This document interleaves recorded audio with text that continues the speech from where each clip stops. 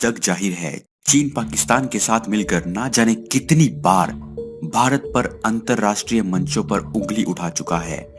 ना जाने कितनी बार वो पाकिस्तान की सरजमी पर पल रहे भारत के दुश्मनों का साथ दे चुका है। क्योंकि चीन और भारत की दुश्मनी पुरानी है।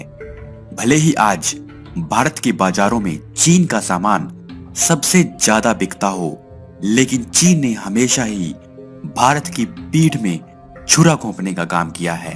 1962 का भारत चीन युद्ध तो आपको याद ही होगा। 1962 के भारत चीन युद्ध के बाद भारतीय सैनिकों का मनोबल गिर गया था। भारतीय सैनिक चीनी सैनिकों को किसी महामानव की तरह समझने लगे थे। लेकिन इसके बाद 1967 में एक ऐसी लड़ाई हुई जिसने भारतीय सैनिकों के मन से चीनी सैनिकों का खौफ पूरी तरह से निकाल दिया। इस लड़ाई ने न केवल भारत के सैनिकों का मनोबल बढ़ाया, बल्कि कुछ हद तक चीन को सबक भी सिखा दिया। इस लड़ाई के बाद सिक्किम को भारत में शामिल कर लिया गया था। आइए आपको बताते हैं कैसे भारत ने 1967 की लड़ाई में चीन को नाको चने चबवा दिए। चीन अक्सर सीमा पर विवाद बढ़ने पर 1962 के युद्ध को याद करने की नसीहत भारत को देता रहता है, लेकिन चीन 1967 की उस लड़ाई को भूल जाता है जब भारत के सैनिकों ने सैकड़ों चीनी सैनिकों को मौत के घाट उतार दिया था।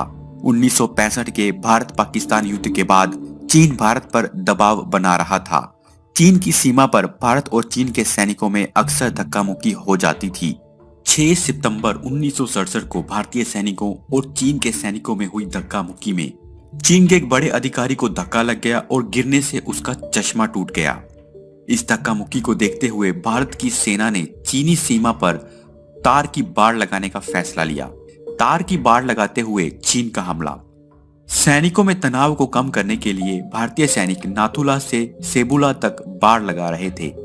11 सितंबर को सेकंड ग्रेनेडियर्स बटालियन के सैनिकों और इंजीनियर्स ने वहां बाड़ लगाने का काम शुरू किया। लेकिन जैसे ही बाड़ लगाने का काम शुरू हुआ, चीन के सैनिक वहां पहुंच गए और बाड़ लगाने का काम रोकने के लिए कहने लगे। लेकिन सेकंड ग्रेनेडियर्स के commanding officer lieutenant colonel Rai Singh ने बाड़ लगाने का काम जारी रखा। जनरल सगत सिंह ने लेफ्टिनेंट कर्नल सिंह को पहले हिदायत दी थी कि वो बंकर में रहकर ही बाड़ लगवाने का काम करवाएं। लेकिन कर्नल राय सिंह अपने सैनिकों की हौसला अफजाई के लिए बाहर ही खड़े थे कि अचानक चीन की तरफ से ऑटोमेटिक गन से फायरिंग शुरू हो जाती है। इस फायरिंग में राय सिंह को 3 गोलियां लग जाती हैं। भारत के सैनिक राय सिंह को जल्दी से बंकर में ले जाते हैं।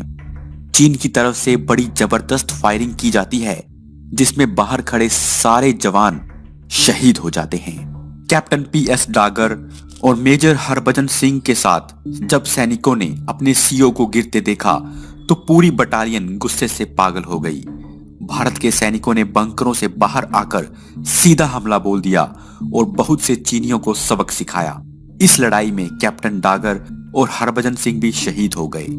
अपने सैनिकों को मरता देखने के बाद जनरल सगत सिंह ने नीचे से तोपें मंगवाई और तोपों से चीनियों पर हमला करने का आदेश दे दिया।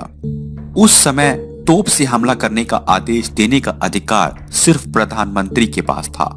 लेकिन अपने सैनिकों की शहादत का बदला लेने के लिए सगत सिंह ने यह कदम उठाया। तोपों से हुए हमले में चीनियों को भारी नुकसान पहुंचा।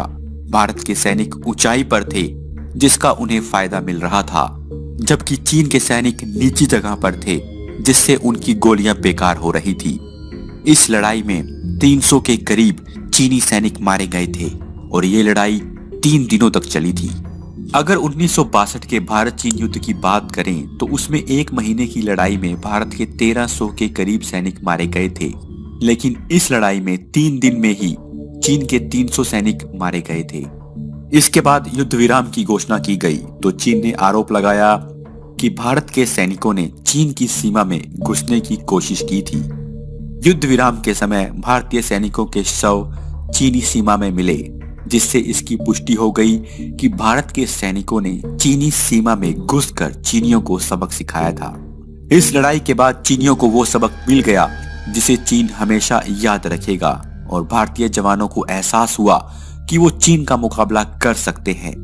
इस बारे में एक रक्षा विशेषज्ञ ने कहा था, This was the first time the Chinese had got a bloody nose. इस लड़ाई के बाद चीन इतना बौखला गया था कि उसने भारत को हवाई हमले की चेतावनी दे डाली थी, लेकिन भारत पर चीन की इन धमकियों का बिल्कुल भी असर नहीं हुआ। चीन इस लड़ाई का बदला लेने के लिए 1 अक्टूबर 1967 को चावला इलाके में फिर से भारत पर हमला करता है। इस लड़ाई में चीन का मुकाबला भारत की गोरखा राइफल्स और जैक राइफल से होता है। भारतीय बटालियन ने इस लड़ाई में भी चीन के सैनिकों के छक्के छुड़ा दिए। भारतीय सैनिकों ने चीनी सैनिकों को चीनी सीमा में 3 किलोमीटर तक धकेल दिया था। 15 सितंबर 1967 को युद्ध विराम के समय सैम मानेकशॉ, जनरल जगजीत सिंह अरोड़ा और जनरल सगर सिंह ने भारतीय सैनिकों के शव प्राप्त किए। 1971 की जंग में भी इन्हीं तीनों ने प्रमुख भूमिका निभाई थी।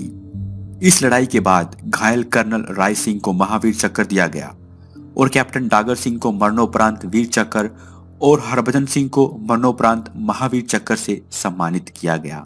इस तरह से इस लड़ाई के बाद भारतीय सैनिकों ने चीनी सैनिकों को बहुत अच्छा सबक सिखाया था और जब भी चीन 1962 के युद्ध को याद करने की बात कहता है तो उसे 1967 के इस युद्ध को भी याद रखना चाहिए। दोस्तों, आपकी क्या राय है? अगर भारत और चीन में युद्ध होता है तो कौन जीतेगा? आप हमें कमेंट करके जरूर बताएं। आपसे फिर मुलाकात होगी एक और वीडियो के साथ। धन्यवाद।